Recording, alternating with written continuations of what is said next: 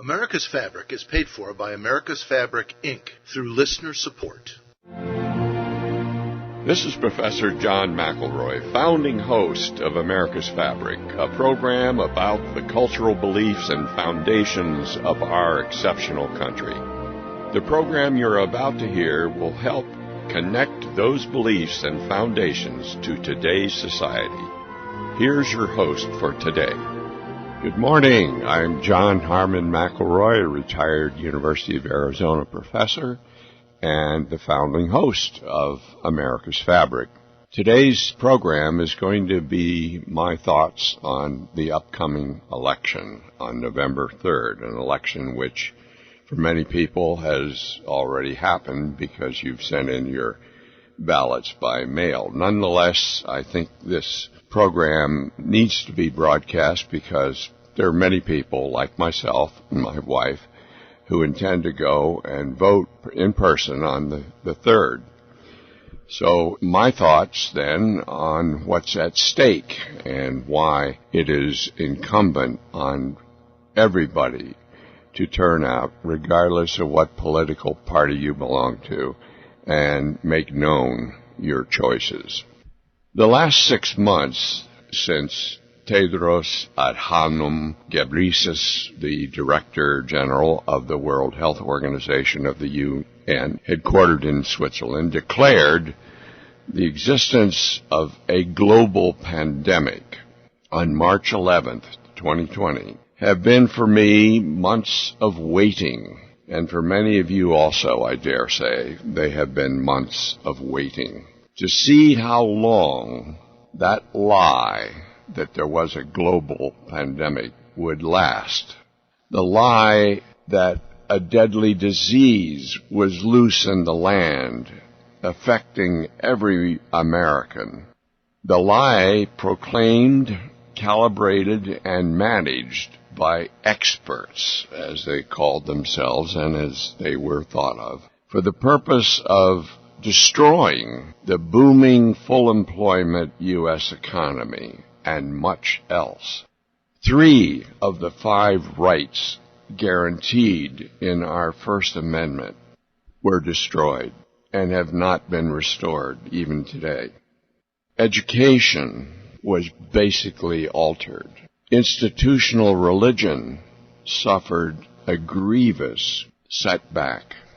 For the first time in our nation's history, secular governmental authorities decided to close every church in the United States and to dictate the conditions under which they could eventually be reopened. Social life in the United States, including the life of many families like my own, have been drastically altered.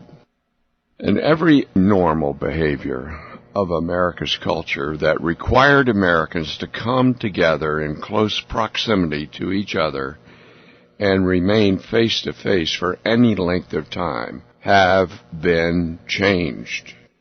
In just a few weeks, overnight, it seemed, America ceased to be the land of the free and home of the brave and became the land of the fearful and home of the submissive. The lie about there being a pandemic, which is to say that there was a contagion in the United States which was affecting a very large part of the American population, was a lie because the man, the Director General of the World Health Organization that declared this emergency worldwide, stated in his declaration that only 118,000 people in a world population of 7,800,000,000 persons had been affected. There was no pandemic, in truth. There was only a flu-like contagion that was not even exceptionally lethal. Few people got it, and few people died from it. Yet this lie culminated decades of sustained attacks on the United States of America. Attacks that began with the assaults on American culture decades before in the 1960s, alleging that the United States had an imperialistic culture and had sent land, air, and naval forces to defend South Vietnam and prevent communist North Vietnam from taking over the whole country militarily because, as an imperialist power, America wanted to dominate and exploit every country in the world.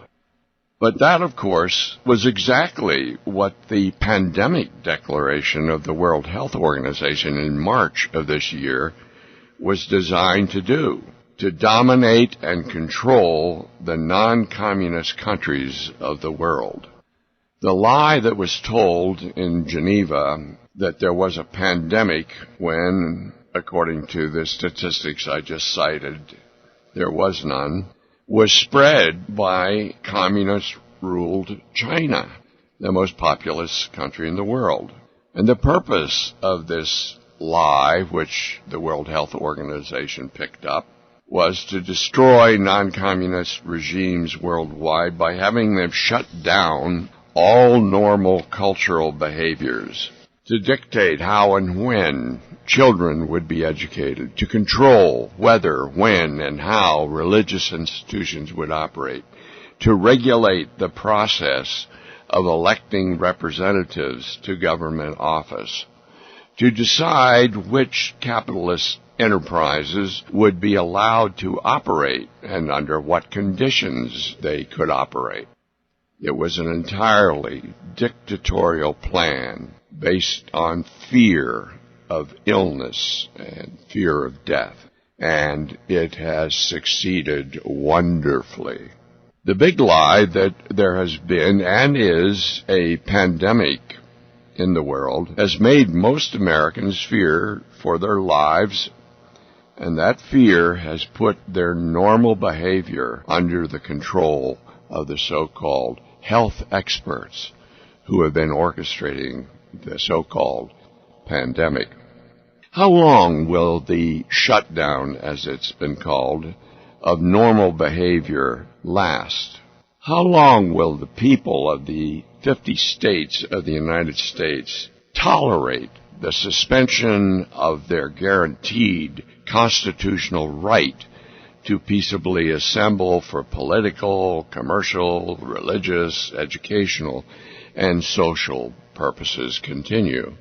Do we really know, each of us, in our bones, what it means to be a citizen of the 50 states of the United States? Do we have a proper, actual sense of how unique our country and its history really are?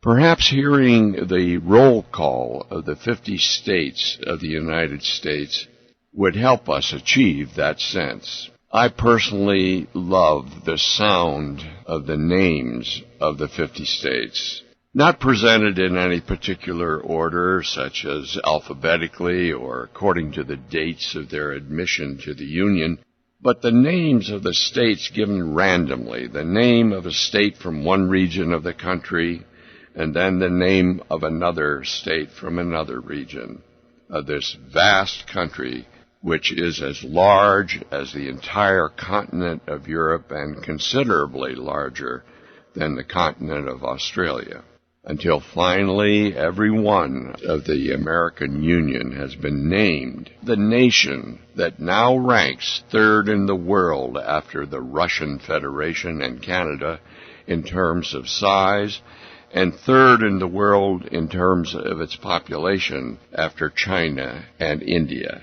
Listen to this roll call. Maine, Illinois, Rhode Island, Georgia, Tennessee, Florida, Connecticut, South Carolina, New Hampshire, Arkansas, Delaware, Wyoming, New York, Alabama, Maryland, Vermont, New Mexico, Indiana, Virginia, Ohio, Louisiana, Michigan, Iowa, Arizona, Minnesota, West Virginia, Massachusetts, North Dakota, Mississippi, Alaska, Texas, Montana, California, North Carolina, Oregon, Utah, Hawaii, Kansas, Washington, New Jersey, Kentucky, Idaho, South Dakota, Colorado, Nebraska, Missouri, Pennsylvania, Nevada, Wisconsin, Hawaii. What an array of freely formed states. Some of them, like Delaware, Georgia, and Virginia, deriving their names from European royalty and nobility, who had much to do with their founding as colonies of England. Others, like Massachusetts, Kansas, and Illinois, having names relating to the original inhabitants of the land.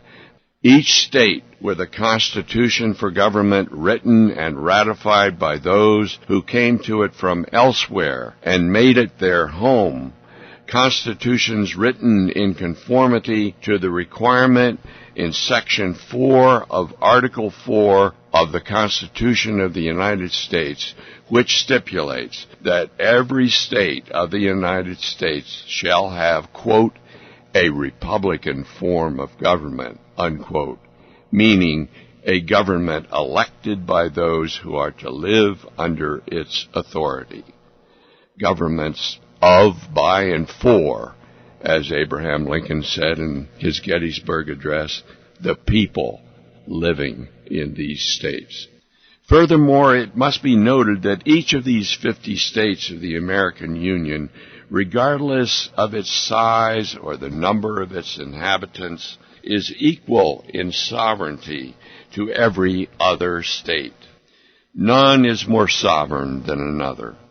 And though each state has its own character and history, they are all of equal importance to the Union, as can be seen in the fact that each elects 2 senators to represent its people in the U.S. Senate, regardless of how many people are in its population. And the further fact that when amendments to the Constitution of the United States of America are proposed and considered for ratification, every state, regardless of size and population, has the same vote, 1 vote. Though the people of every state are vital to the Union, and each has its own particular character, and if you doubt the truth of that, just spend some time driving around Wyoming some summer and then going around New Jersey for a drive, and you'll know what I'm talking about when I say that each state is very distinctive. Yet, all of these states have been formed by self-selected immigrants and their descendants who took up residence in that state because they sought opportunities to improve their lives and wanted to be independent and more self-reliant according to their own way of seeing such matters. Each state has contributed 1 star to the flag which flies over all of them, the flag that tells the unique history of this nation, which has been determined by the choices and actions of its inhabitants. The United States of America is the only country in the world that has such a flag, because it's the only country in the world that has been mainly populated in each of its parts by persons who wanted to live in that state and the American-born descendants of such immigrants. Almost every American descends from persons born elsewhere who chose to come to America.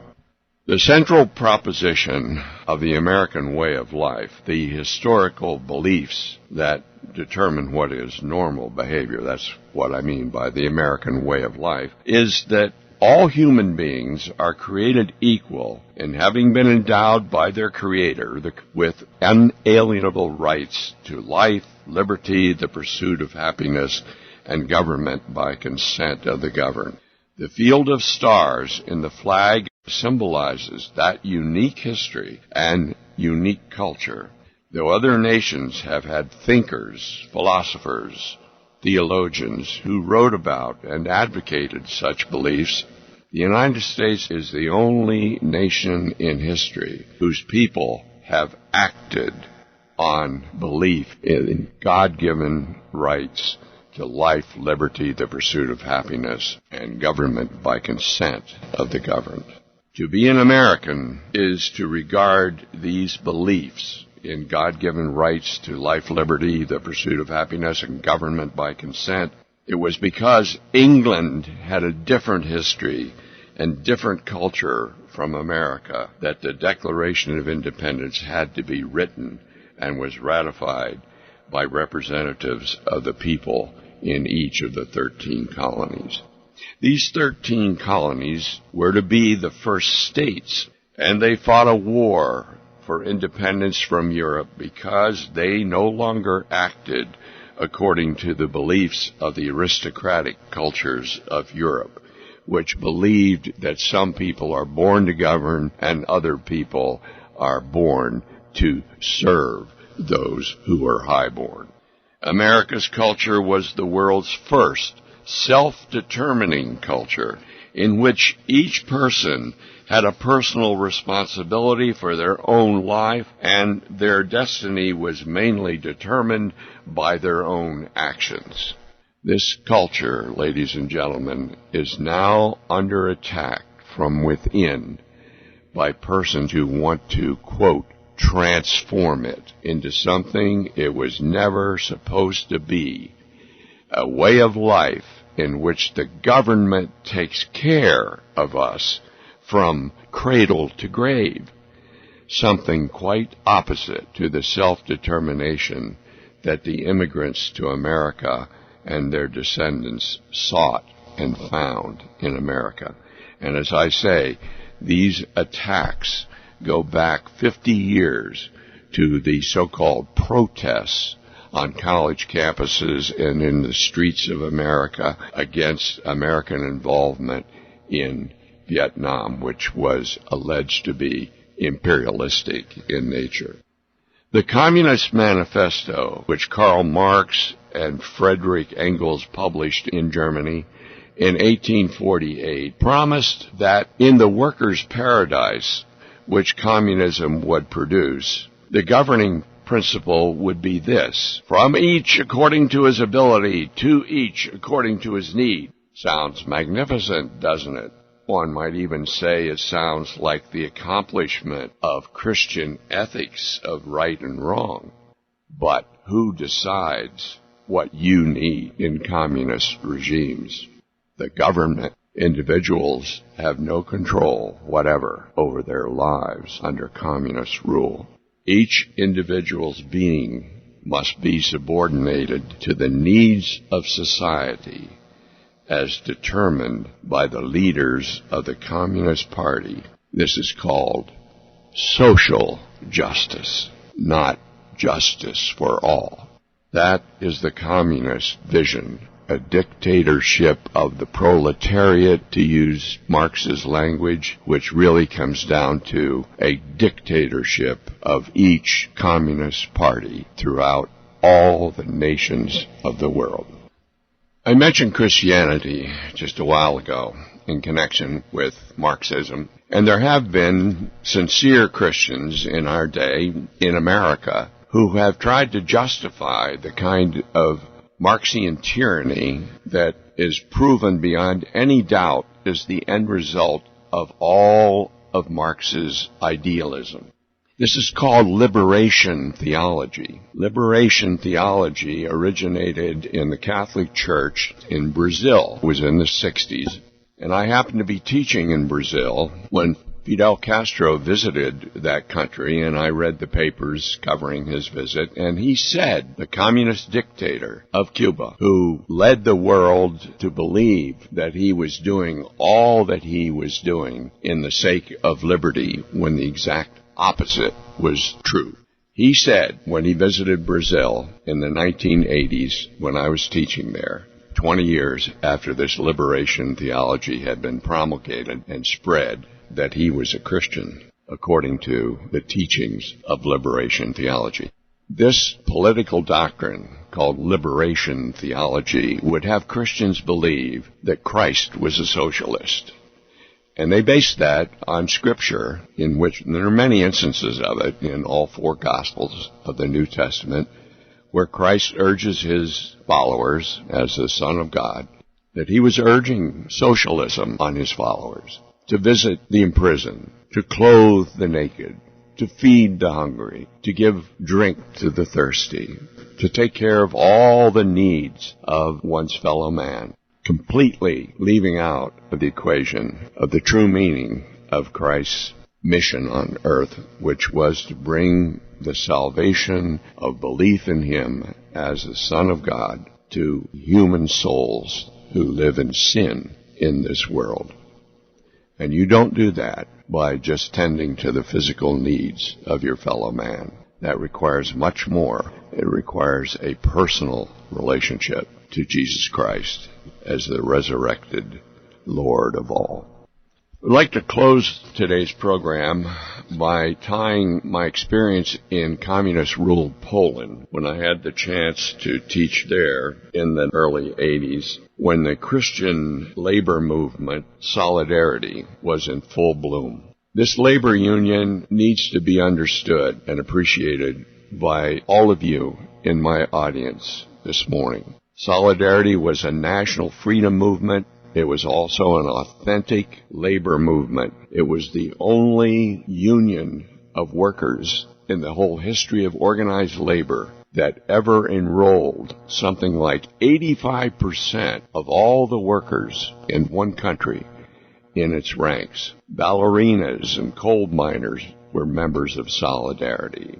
Electricians and school teachers were members. It enrolled everybody who was Polish and could pay the equivalent of $10 a year in zlotys to belong to it. Before I left Poland that summer, I interviewed two of the Solidarity representatives in Poznan before I left to return to the United States. One of these young men in their late 20s had been a poet, and the other had been a school teacher. And I asked them, what did they consider the source of their power, this union's power? I said, I know that you enrolled 85% of the workers in Poland, which was the largest of the satellite countries that Stalin had set up after World War II with communist governments. I think there's more to it than just the numbers of people that are enrolled in the union, and the fact that Solidarity had pulled off the first successful nonviolent sit-down strike in the whole history of labor in communist-ruled countries made the world sit up and notice what was going on in Poland. Both of them immediately said the same thing. They said that the secret of the power of this union was telling the truth about communism, that people who live under communist rule are the only ones that can tell that truth. And that was how the whole of Europe and the Soviet Union itself came to be liberated from this scourge of communism. And that's the only way in the election that's coming up on November 3rd that this country and its culture will survive, is if every American makes the commitment in his soul to tell the truth by casting the ballot for the candidates that they think will best, most truthfully represent them in our country's government. And do not forget to patronize Perfection Auto Works, a major sponsor of these programs. You've been listening to America's Fabric, a program dedicated to the exploration of the founding principles of our exceptional country. why they still matter, and why we are proud to be Americans. This program is listener-supported. To contribute, please go online to americasfabric.org and click the donation button, or send a check to America's Fabric, P.O. Box 85023, Tucson, Arizona 85754.